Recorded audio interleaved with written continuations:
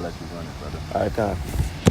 Hey, Shalom. First off, we want to give all praise, honor, and glory unto Yahweh, Bahashem, Yahweh Shai, Bahashem, Machar Kodash.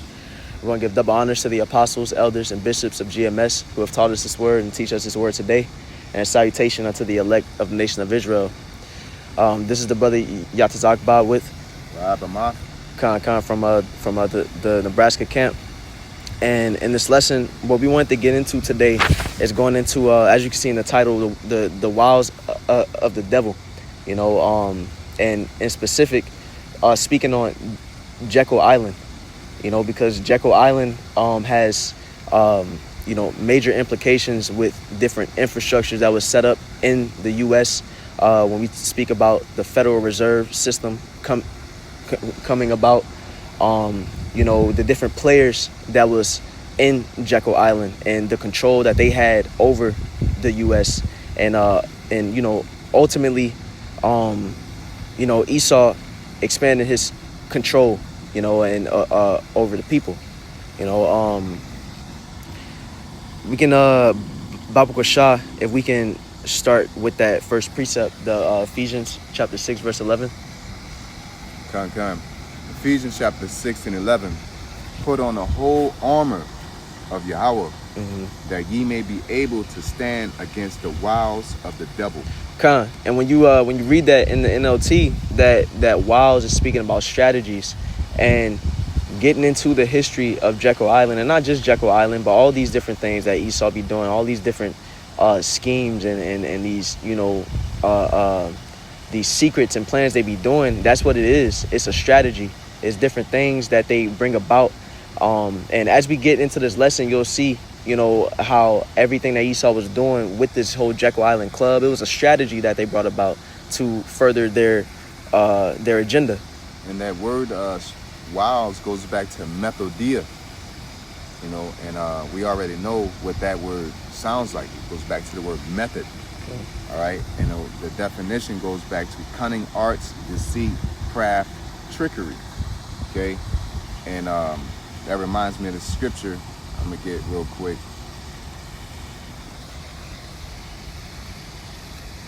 Every time I do the same thing. Isaiah 47 and 12 says, "Stand now with thine enchantments, and with the multitude of thy sorceries, wherein thou hast labored from thy youth. If so be, thou shalt be able to profit. If so be, thou mayest prevail." Okay, so and I bring that out because these are the wiles that these guys come up with, you know, writing grievousness which they prescribe, you know, writing laws that they shouldn't be writing, you know. This is their avenue of sorcery. It's not just a magician standing in the middle of the city waving his wand and just going Shazam and everybody just getting docile. You know, there's concepts, there's social norms, there's things like that, and that's what we want to get into today, is showing you, you know, lifting the skirt of their sorceries, okay, and really diving into that. You know, so let me see. I guess, you know, so let me finish this up. It says, "If so be thou should be able to profit, if so be thou mayest prevail." And the Lord was being sarcastic because Esau is not going to be able to do that, because that's why it says sit in the dust. You know, it's going to be confusion. All right, it's like cooking 10 meals at once. You know, and all it takes is one piece of chaos to make it all fall apart. Okay, and the Lord's doing that because you can't control the spirits of the people. Okay, you can trick them, you know, but you can't trick all of them. And we're the ones that's messing up. We're throwing a wrench into all that. You know, with prophecy, and that prophecy comes clear through the Holy Spirit, man. Call all y'all about Shinal Shai for that. Baba Shah, could we grab that Sirach chapter 10 and verse 8? Yeah.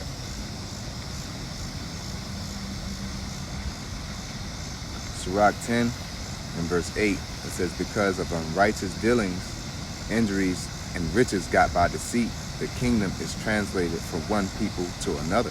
And Esau has ruled in wickedness. The way that he has amassed all his wealth, The scriptures say, he received the blessing, the fatness of the earth, and dew of heaven. But the way that he's dealt with his blessing and brought all these things about was through wickedness. It was through trickery, sorcery, all these different things.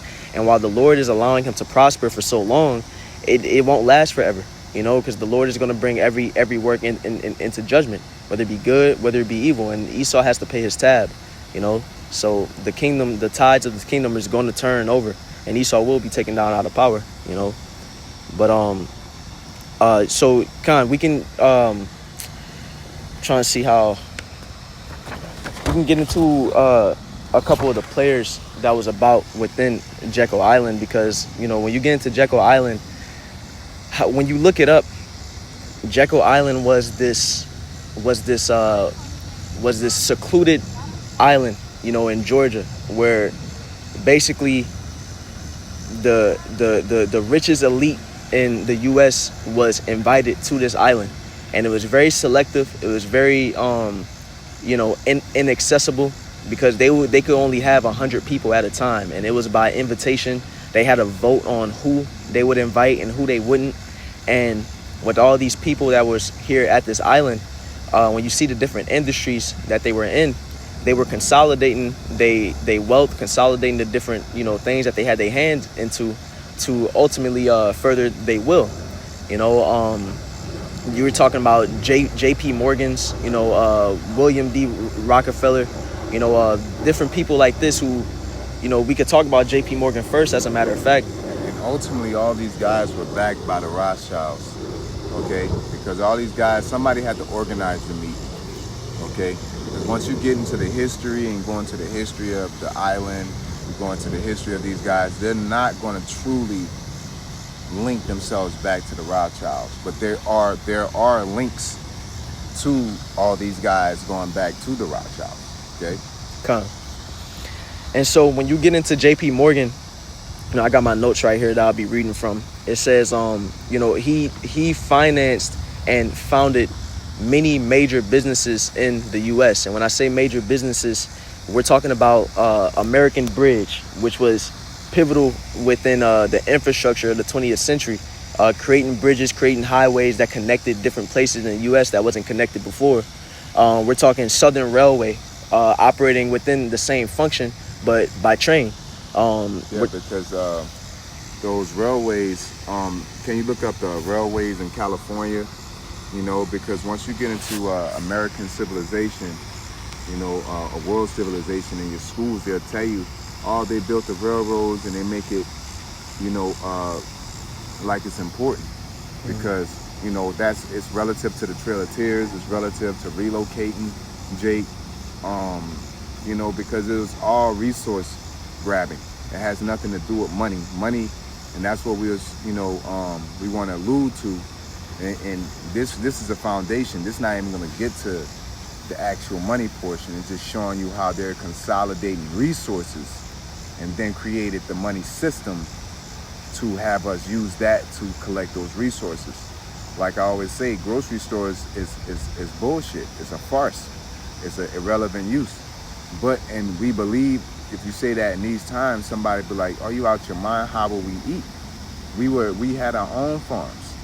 Okay, we worked by the scriptures say, told Adam, by the sweat of your brow shall you eat of this land. You know what I'm saying? It didn't say by the grocery store you would have to build grocery stores in order to eat. It says pretty much we would have to plant, water, and do those things, and the Lord, will allow those plants to grow. Mm-hmm. You know what I'm saying? And that's how we were supposed to eat, because before then the dew of heaven would cause the vegetation to grow, and it grew on its own. Yeah. Okay, even I was looking up how gardens. Somebody was saying like the Amazon forest grows plenteous, but then you have farms. Farms can grow more of one product, in a plenteous fashion, but it won't continue to grow. But an Amazon forest grows itself, okay? So you can go into a forest or area, like I said, pineapples, bananas, oranges, there's a ecosystem that protects. There's certain plants that protect from certain plants. There's certain plants that when they blossom or they die, they feed other plants. There's certain plants that drive away certain bugs, and all these plants are supposed to grow together in an ecosystem. But through Esau's wiles, he created farms to where he could line up 80, 100,000 or 80,000 orange trees. Mm-hmm. And now you have to pump it in a certain way. But then in the Amazon rainforest, an orange tree may be next to a cucumber tree, or you could say like can we get the trinity of the plants with the natives? I think it's like a squash, corn, and something else. And these three, it's like one provides oxygen, one provides carbon, and one provides protection.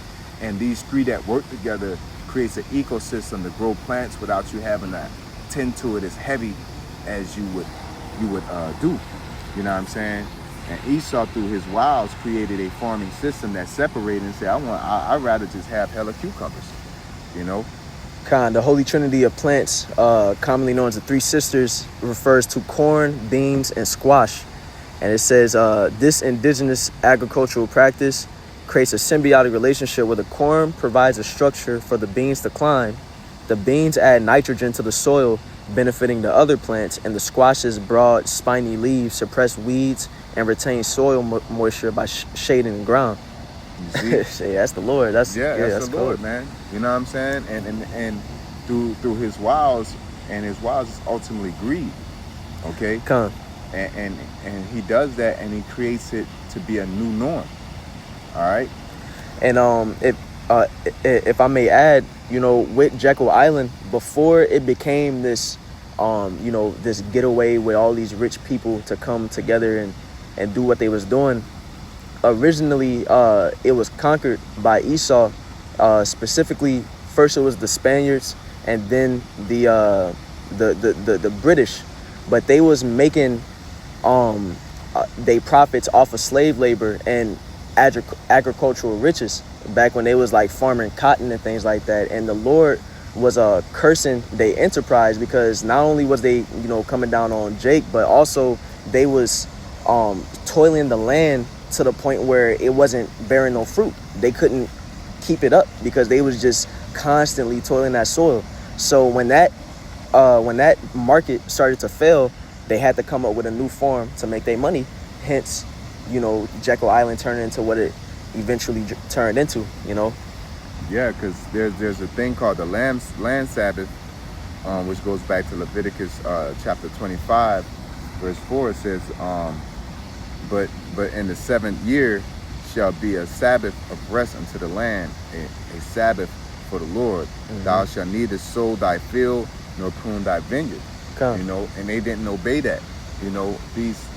Esau breaks the rules, and then he convinces you that the rule he's breaking is not such a big deal, i.e. the serpent and Eve and Adam.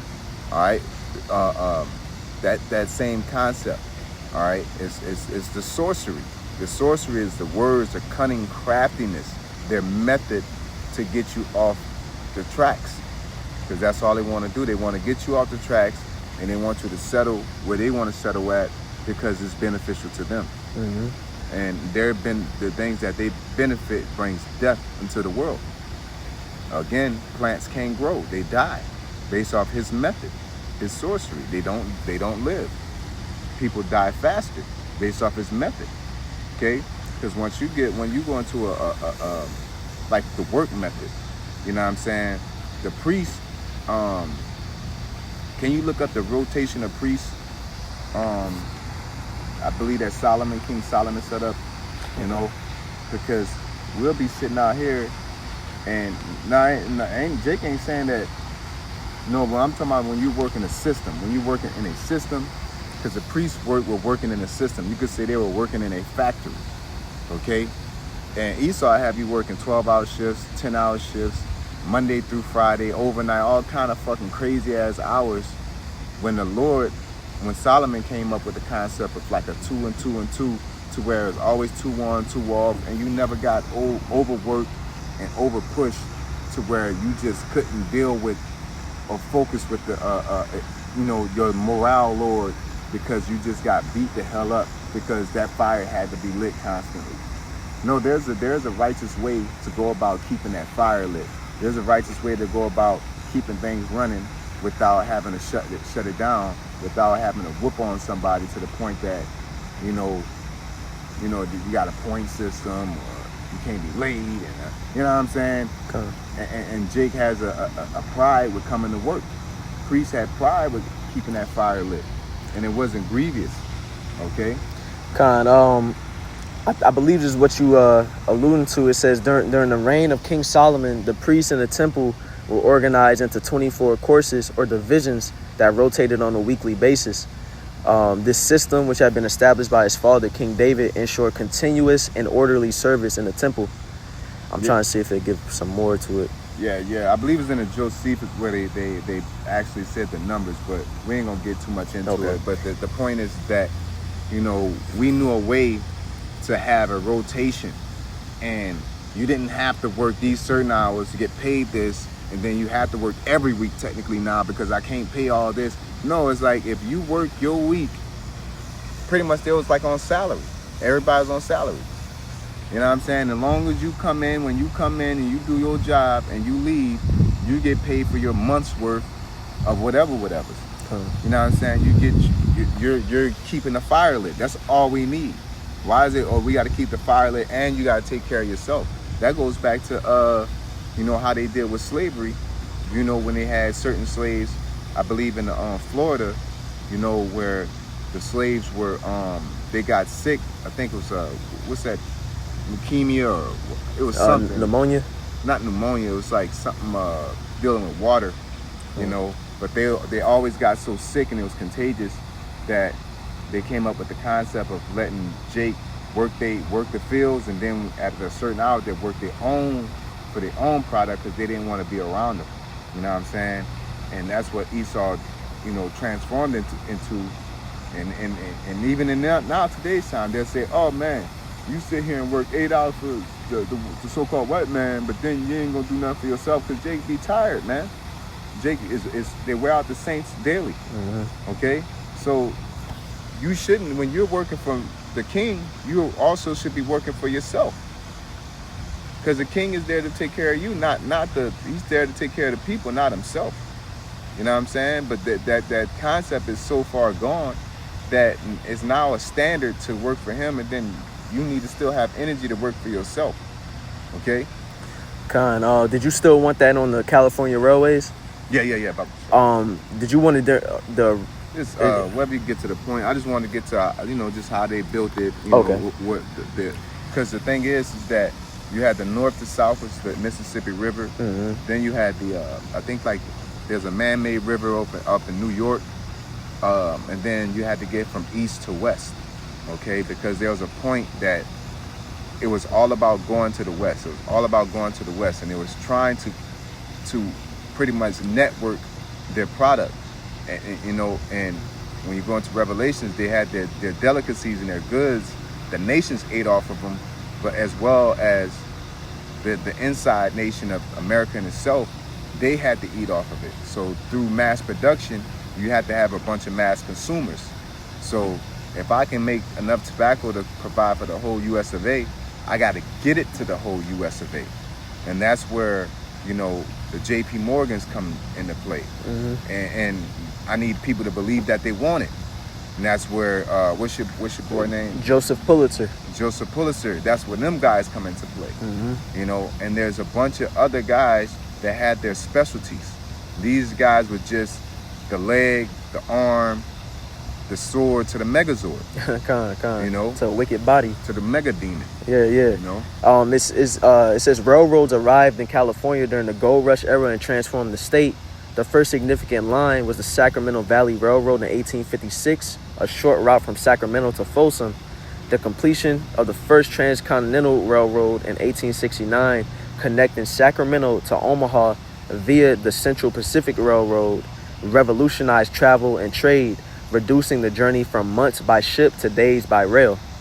And it's months to days. Yeah. And it's still going on to this day. The Panama Canal, what's going on in Gaza right now, because people think that's a war between, like it's an ethnic cleansing. No, that's they want to build that double lane passageway for ships.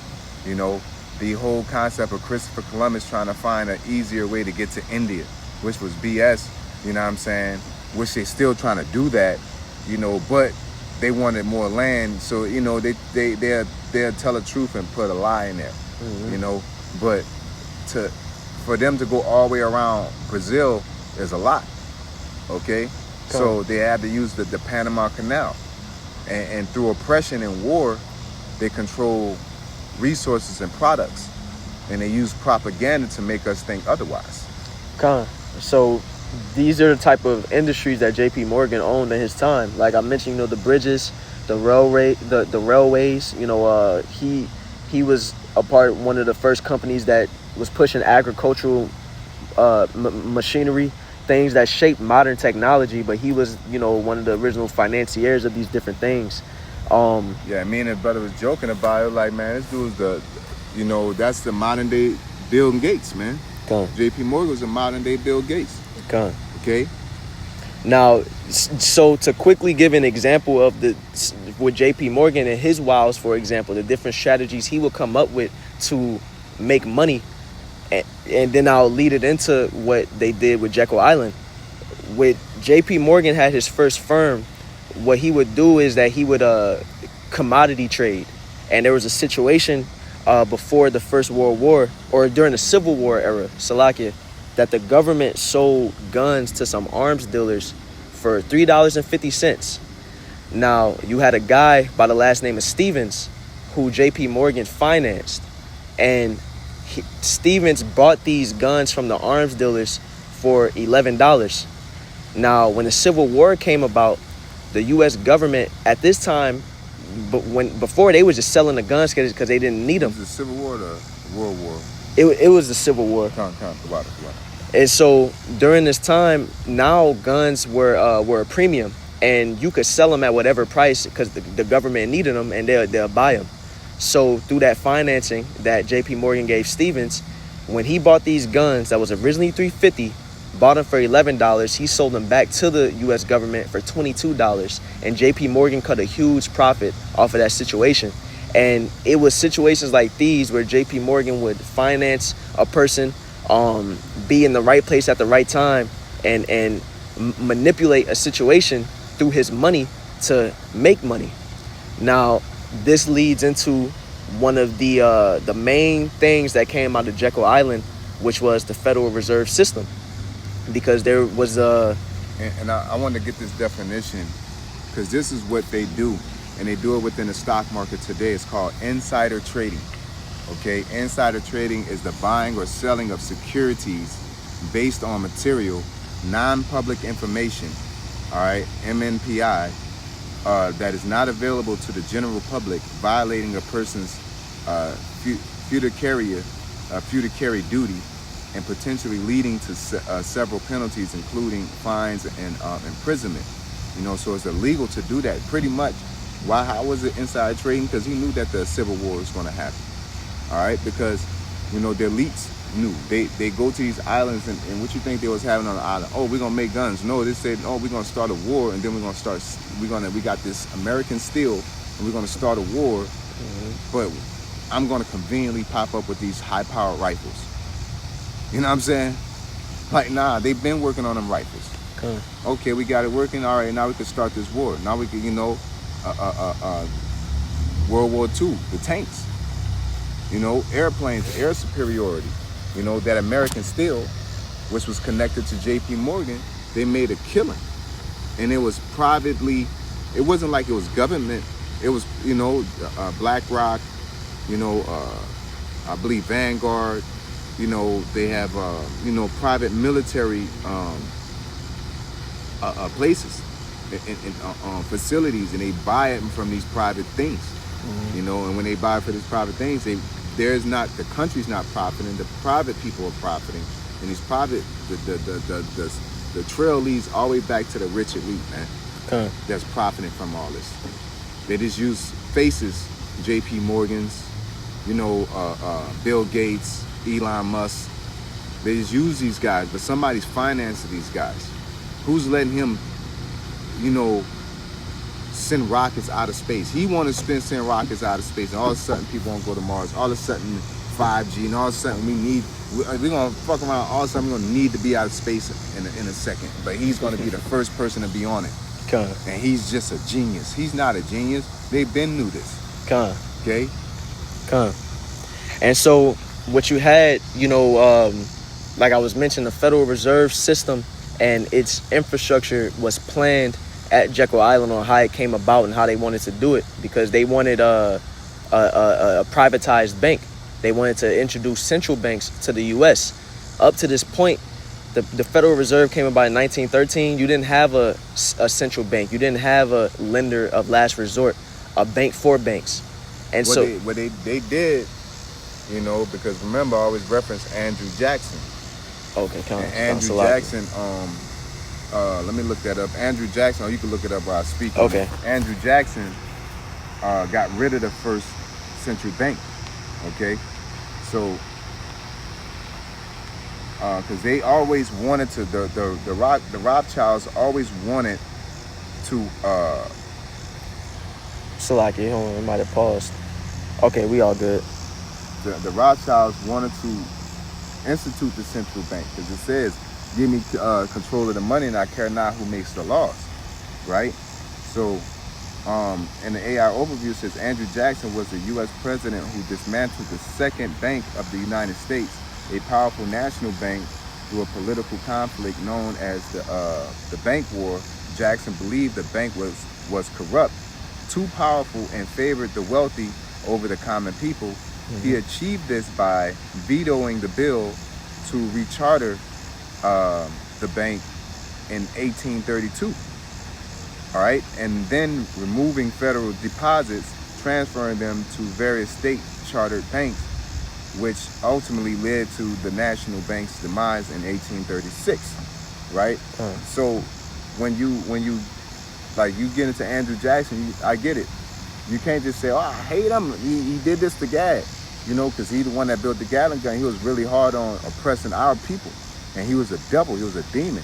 But when it comes to American patriotism, he had some type of morale to say, "I'm not going to sell my country to the rich elite." Mm-hmm. Okay, and that's where you get these like whistleblowers in today's time, where they're not on our side, but at the same time they're on some type of moral high ground to say, I'm not going to let this happen to my country. Okay, so that's what Andrew Jackson was. And so when these guys on Jekyll Island, what they did is that they manufactured a crisis to have the public basically want a central bank.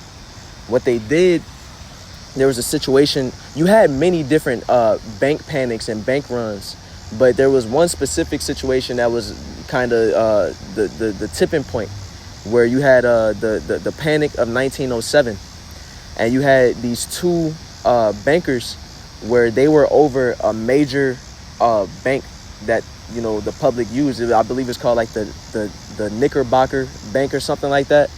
And what they did was buy a bunch of stocks on brass or bronze, but they bought a bunch of stocks, and their idea was that if they bought all these stocks, they could make it to where everybody in the market has to buy it at their price. But as the story goes, everybody knew. And I wanted to make a pit stop there, which is a concept they still do today, and we was talking about that. They do it with real estate. Mm-hmm. They consolidate, and that's where the fiat note gets its power from. It comes from you owning everything, and you can raise it or lower it at your leisure. And they do that with diamonds. All right, they bought all the diamonds, and they release it to the market in small increments, creating a rarity, and therefore creating and then they use their propaganda to make you feel like diamonds are more important than gemstones. You know what I'm saying? And now you got that twofold. You got the propaganda and you got the rarity, and that then you got marriage, You know what I'm saying? Every kiss begins with K. You got all this going on. So now it's important for you to get the biggest diamond, and it's not even that expensive. You know, but women think you ain't shit if you don't buy. You know, you buying something that's probably worth $500 and you buying it for $2 million or something like that because of the combination of propaganda, the rules that they made, and then the rarity of the product. And they all use their wiles, their methods to create this thing. All right. And so with these two guys, and it was copper, Salakia, that they had raised the price on, but they bought all these stocks and they was unable to sell them. So they had no demand, and they bought all this stuff and they couldn't flip it. They spent all their money on nothing. So that basically bankrupted the bank that they was over. And this caused a panic, because when people saw that everybody that dealt with this bank, they lost all their money, they was in the mindset, the public was in the mindset, was like, man, hold up, that could happen to my bank. It could just suddenly go broke. And that basically, this manufactured situation with these two guys made it to where everybody started pulling out their money. It was a major bank run, and that led to a stock market crash. And JP Morgan, like I mentioned before, he be in the right place at the right time, because like the brother mentioned, he be knowing what's going on. Where he came in is that he basically bailed these guys out. He bailed the banks out and got a bunch of other financiers to help bail the banks out, and that alone was alluding to it was like a shadow of a central bank. It was showing, hey, when y'all banks fail and y'all need help, they was kind of making a case, y'all need somebody to just come and be. Well, that was the foundation of the central bank, because that's how they got them, through debt. America got in debt, and they got them. You know what I'm saying? America owes trillions of dollars to who? The central bank. And the money that they're making, their outcome doesn't match up with their income. You know what I'm saying? And it's like that by design. America's not trying to pay that tab like that. They don't care. Because ultimately they know that there's a new money system that's about to come in, which is going to be the MOTB. Okay? So what you had is this is where the Jekyll Island Club comes in, because you had this meeting basically in the shadows where all these rich elite met on this island, and it was very hush. They wasn't supposed to tell people where they was going. They wasn't supposed to use their real names when they was traveling to the place. And when they met on this island, it was so that they could discuss and plan on how they was going to bring about different systems, like what we're talking about right now with the Federal Reserve. And so you had a guy that's credited with coming up with the actual Federal Reserve Bank and bringing it to the government to instill it, by the name of Aldrich. Yeah, and that's called sorcery. That's the sorcery, the method of that Federal Reserve system. Okay. Is it okay if I bring on one of these precepts? Yeah, Bible shot. Let's get those. That's on my spirit, man. So Psalms chapter 64, verse 5, it says, they encourage themselves in an evil matter. They commune of laying snares privily. They shall say, or so like they say, who shall see them?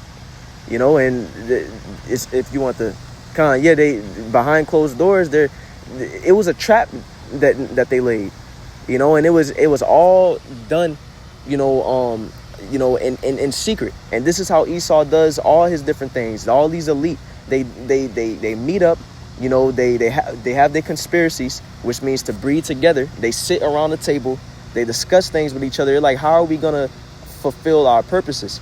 Yeah, because they call us conspiracy nuts, and they're trying to make you like a kook, because that's ain't nothing but trying to bring incredulities to somebody that's telling everybody to stop looking at the sky and start looking around and front you. You know what I'm saying? Because like the brother said, Khan means together, inspire means to breathe. All right, and when you're breathing, like the Lord conspired with us. He conspired with Adam. He breathed the breath of life into Adam. Okay, he walked with Enoch, okay? All right, the Lord breathes with us through the Holy Spirit, man, okay? He conspires with us, and he tells us, like Yahushua said, you are my friends, so you know he conspired with us. So there's a righteous conspiracy as well, but Esau conspired wickedly to leave you out so he could take advantage of you. Okay? It's about to be 4, by the way. All right. Yeah. No, let's keep pushing. All right, I grabbed this next precept as well. Micah chapter 2, verse 1, it says, "Woe to them that devise iniquity and work evil upon their beds. When the morning is light, they practice it because it is in the power of their hand. And they covet fields and take them by violence, and houses and take them away. So they oppress a man in his house, even a man in his heritage." You know, and what this is showing is that Esau will have a desire. He will covet something. He will, see something that he can do to increase his wealth. But he'll do it by devising a plan of iniquity. Iniquity meaning wickedness. And they had the power to bring this about. This is why they brought all these different guys that was able to pull these strings, that had all this power. And this is them in real time devising that iniquity and practicing it, pushing it out. They brought together the economic Avengers, but they needed. You had the guys for transportation. You had guys that had. I can control the plants. I can control. I can make a law. I can control. The propaganda. I can control the American steel. Yep. You know what I'm saying? And like to this day, they get a trade-off for doing their job, and their trade-offs at times is just like celebrities. To sit there and be a rapper talking about bullshit, they give you riches. Just like Kanye West. They'll give you all that. How can you earn something and it be taken away because it was never yours? It was a blessing from them for doing their bidding. And JP Morgan get like Chase Bank, or that's his trade-off. But he come up with a concept of the railroad system and how to steal these companies and trick everybody with the rifles and do all this and that. And okay, now that you did my bidding, man, you my boy, I'm gonna let you have this bank. You know what I'm saying? I'm gonna let you have this, and you could go chill off in the cut. You know what I'm saying? And for certain people, it's like I'm gonna let you have a contract. Once your contract up, you're up. And they do it a lot with celebrities, man. You get the people to incite children to want to be violent, and hurt each other. NBA young boys, YNs, and who you think that dude? The dude's music horrible. Okay? Yeah. But there's an energy, like especially nowadays, because nothing's hard sell, so it's easier to lie. Because if you got to physically go up and get that CD, then you got to go and get that CD. But when, back then they'll put out hella CDs of who they wanted to be popular and put that in every store, Sam Goody and, Best Buy and all that. But now everything is digital. So when you go in there, you ain't gonna find this cool ass underground rapper and he's dope. Nah, when they say new music, they're gonna give you the music, the new Cardi B, the new Meg Thee Stallion, the new Young Thug, the new NBA Young Boy. What they want you to listen to. Yeah, which they want you to listen to. And then they're gonna lie and say his streams are the top streams. So they use these type of people to incite, and if you see what's consistent, with our people, it's just hypersexualism. That goes all the way back to slavery. Hypersexualism, hyperviolent. You know what I'm saying? The XXY and all that XY. It's the same rinse, wash, and repeat, but they just ain't telling it the same way. All right? Same shit, different toilet. Okay? Is it okay if I briefly speak on Pulitzer? Yeah.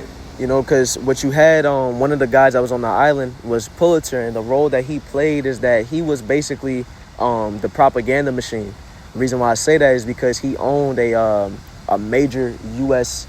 Newspaper company. And newspapers at the time, this is the late 1800s, early 1900s. Newspapers back then is what social media and TV, the role that plays now, to where people shape their public opinion and they get their different, insights on different things through the newspaper. But what Pulitzer would do is that the way that he reported on things, he could make you feel a certain way about it. Yeah. He was the guy CK. Yep, That just got his TV cut off. Yeah, You know what I'm saying? He was representative of that. He was the Alex Jones. He was the controlled opposition. Exactly. Okay. He was controlled opposition because with all these guys on the island, for 95% of them, they was some rich, super wealthy elite. They was for that like realm of America. They were super wealthy, conservative people. Where Pulitzer came in is that he represented this underdog image. He represented this for the people image, this Democrat image. And this is during the Gilded era. And what was going on during this era is that there was a large public scrutiny of the super wealthy. And so where Pulitzer would come in, he was the only media presence on anything going on this island. They didn't have no outside reporters. He was the reporter. So anything that he put out is what the public perception was of what was going on this island. So he would condemn J.P. Morgan or William Rockefeller for different things that they was doing, where it was some knick-knack shit, but the whole time behind closed doors they're bringing about the Federal Reserve System. Pulitzer didn't put that out there. Just like this Epstein list, man. All all this shit is like knick-knack shit. Meanwhile, they're passing laws, legislation. They're going against the Constitution. And they want you to be distracted with the Epstein list. Mm-hmm. And then everybody, and it's not Pulitzer, CNN and Fox, the cult of personalities that are on these podcasts, because the podcast has gotten more ground than the CNN and Fox, so now they're putting more leverage into them. For somebody to be off and you the Lord of the Flag half staff, you only do that for governments, for somebody else really important. This dude was just a podcaster. Okay? Mm-hmm. Just the other day, Jake got hung. You ain't gonna lower the flag half exactly. staff for that. We don't even hear that in the news like that. And that's 2 kids, man. Okay? But so they there's reasons. It's not just like, I just hate niggas. There's reasons, man. There's agendas, there's propaganda. And Pulitzer, we're going over him because it should give insight to modern day propaganda. Mm-hmm. Okay? That's why all these things are important. Like the scriptures say, the things that are written aforetime are written for our learning. And these things that were done in the past is a little bit more cut and dry. It's more black and white than it is now. And so you can take that same concept and apply it to now. And it's like Esau ain't that genius. These guys came up with this idea. The Rothschilds came up with this idea years ago. And they're still, and it wasn't no 2-year idea, it wasn't a 5-year idea. It was centuries. It was a century. Idea was a century. That's why their family in particular would specifically keep it in the family. All right, they would marry each other, man. Mm-hmm. To keep their plans and their riches in the family. So you have the guy Aldrich that was credited with coming up with the Federal Reserve System, and he basically went to the sitting president at the time, Woodrow Wilson, with the idea for it. And when you look it up, they say Woodrow Wilson basically copied Aldrich's system of the Federal Reserve Bank step by step. The only thing is that where Aldrich was like, we want the banks to be owned by our wealthy people, we want to be privatized through us. Woodrow Wilson basically said, "Now we're gonna take this bank idea, but the government is gonna own it." When truly, but it belongs to the elite. Truly, behind all of it, it belongs to the Rothschilds. It belongs to these. If the government owning, why you owe trillions of dollars to it? Exactly.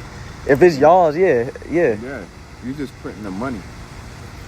That's the only thing you own is the ability to print that money. But it ain't the money, because once they stopped the money from being backed by gold, it was based off of stock, and we're the stock.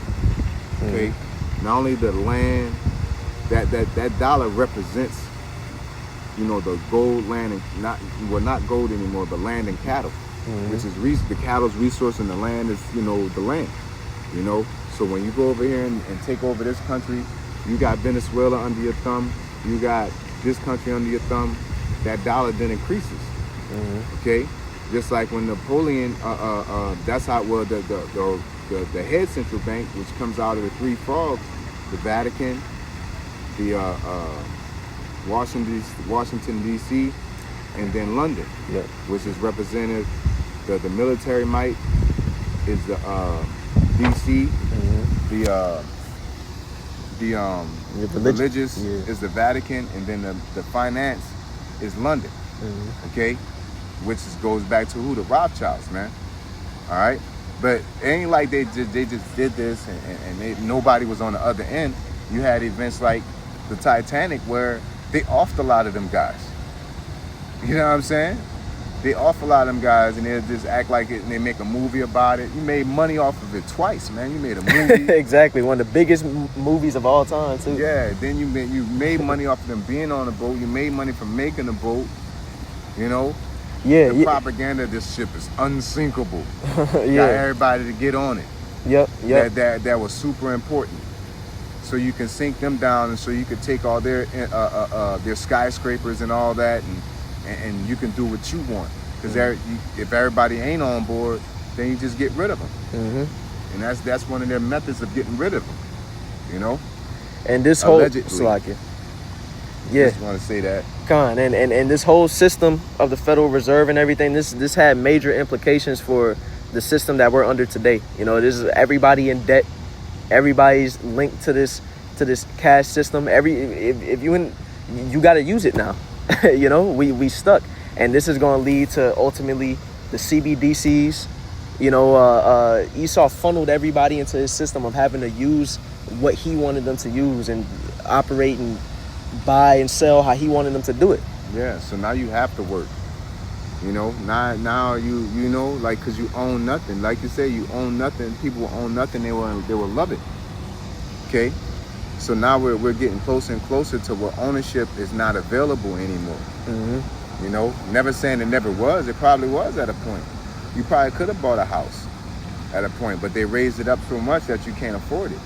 Yeah. You know? And the same way they created a crisis back then that made the public be okay with a Federal Reserve system is the same way they're going to do today when they bring digital currencies and they bring ultimately the CHIP. They're going to bring it about in such a way that the public is going to beg for a solution to a system crash. Why do you think the medical prices is going up so much, man? Chemo costs so much. You know, but at the same time, they're pretty much pumping cancer into you by over inducing you with sugars. Okay, now this is not medical information. You know, I'm not a physician. We're not physicians telling you to do anything. But they got high fructose this, high that. You sitting down everywhere. You're stressed out. You know, that all leads to bad health. And then you know, that's why the scriptures say they're physicians of no value, man.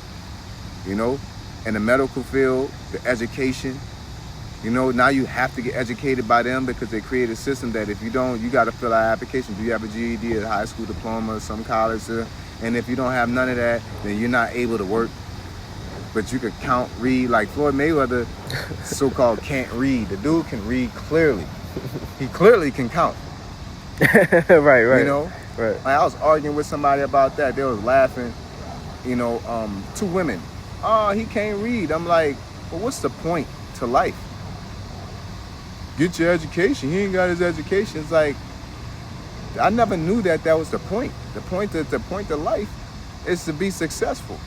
And he did it. You know what I'm saying? Like, you got all that education and you owe all this money, you live in check to check. And because they fooled you, man. Because you have an education, you feel like you're better than somebody. But that's the concept of capitalism, to keep everybody separated. Okay. You know, to make you feel like you're involved when you have no real connectivity to life. If Floyd Mayweather walk into a room and then you walk into a room, or a doctor walks into a room, people going to respect Floyd more than that doctor. Now, if you're a doctor that you're the only doctor that can do a certain heart transplant or a neck transplant, then yeah, because you have a significance to life. But because you have a degree and you're a doctorate in something, you think because you walk in a room with somebody that's actually doing something, because a lot of these billionaires and millionaires don't have educations like that. They just hire niggas who are educated. You know, that's all they do. They hire you, silly motherfuckers, to do all the work because you're too lazy and uninspired to come up with anything of significance on your own, because that's how they want you to be a consumer. Whether it's a degree or actually working at a job or working to buy shoes or clothes or whatever they're trying to get you to do. Okay? But there's players and there's people that are being played. We got one more precept, and then that's all I had. Bring it out. It's 2 Corinthians chapter 2 verse 11. It says, "Lest Satan should get an advantage of us, for we are not ignorant of his devices." You know, and if you could take it. Yeah. So because that at the end of the day, what does that mean for us? You know, we follow the Holy Spirit. Okay. The Lord is telling us to come out of her, my people, for its polluted shall destroy you with a sword destruction. You know, and we're coming out of this place while people running to the same excess of riots. The Holy Spirit has us to where we don't go in that same direction, and we're willing to take the hate, the ridicule, the lack of fame, which says yet we are defamed, we entreat. You know, we're willing to take that route. That's why there's no enchantment against Jacob, man. You know, and we're not going to follow the wiles of the devil. We're always going to be, while he's trying to put his foot on somebody, we're going to keep on, like, we're going to be like a bar of soap on the floor, man. You know, you ain't going to be able to really get a grip on us, because the Holy Spirit going to always have us to move. The Lord said we're going to eat in the time of famine. You know, a lot of the Jakes are going to run into the concentration camps. A lot of Jakes are going to they've gotten that Jabberwocky. A lot of Jakes are going to take that MOTB because they're consumers. And they're relying on the government to consume. They have no ability to create. Esau has taken the ability to create from people because he wanted you to be broken like a horse. So when you break a horse, they're no longer free. They just consume. They consume hay, and they let you do what you want with them. Ride on their back, do whatever you need to do with them. And they're going to rely on you to live because you broke them. And a lot of our people are broken, man. All right. Yeah. Esau's made it to where, you know, people place their faith in him and his system. That's all they have to place faith in. Yeah, and that's why people like, and I'm saying straight out, like IUIC, we're not, you know, a hate group, and they're trying to disassociate because they're in fear. Because they're consuming Esau. They're consuming from Esau. What they're consuming, the Federal Reserve notes. All right, the ability to do what they're doing on a successful American successful scale, getting money, you know, having families. They're able to live their life in so-called peace, as it says in the first book of Maccabees, the first chapter. Since that we have departed, our life has become evil. And they say, okay, as long as we say Christ and do it like this, and we become the visage of the clean guys, you know, prophet's going to say how it is, man. John prophesied in camel's hair, man. You know, it is what it is.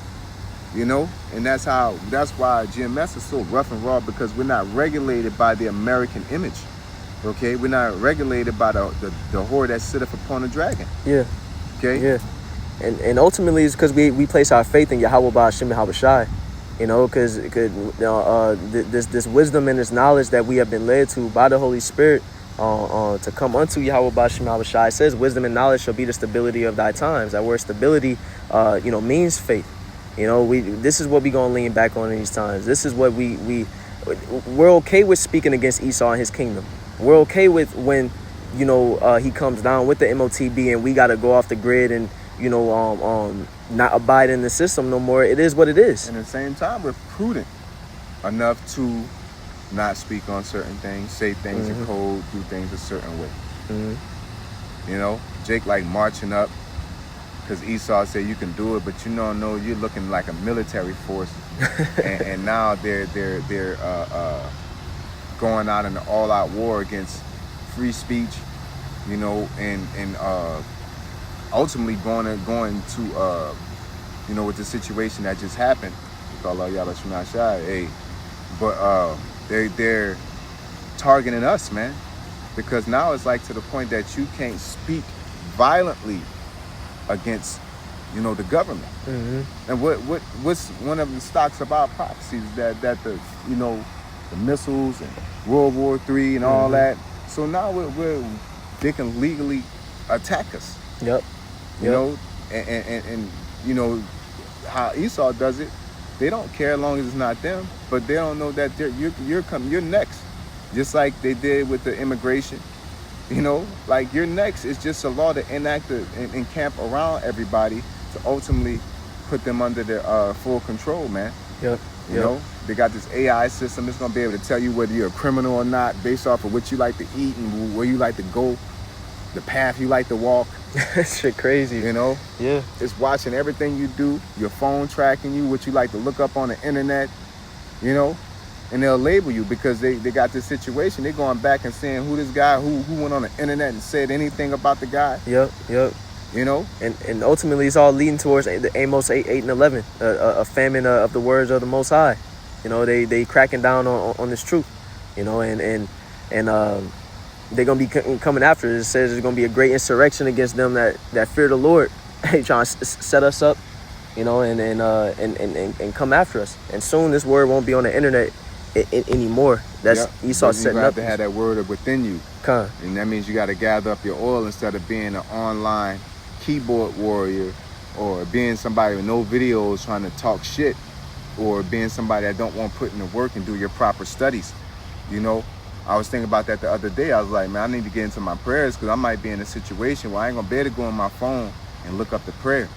And I might be in some type of place where it's just me and the Lord and I got to pray to him. You know what I'm saying? I'm going to want to pray in the Hebrew tongue and things like that. So we got to get, you know, we can't be, you know, as well as prophets, man. We can't be internet smart, okay? We have to really have a foundation of information, all right? So with that being said, give all praises unto Yahweh, Ba'ashem, Yahushai, Ba'ashem, Ruach HaKodesh. I want to say double honor to our apostles, who are elders who rule well. Blessings and salutations to you brothers out there teaching and enjoying truth, sincerity. Shalom. Shalom.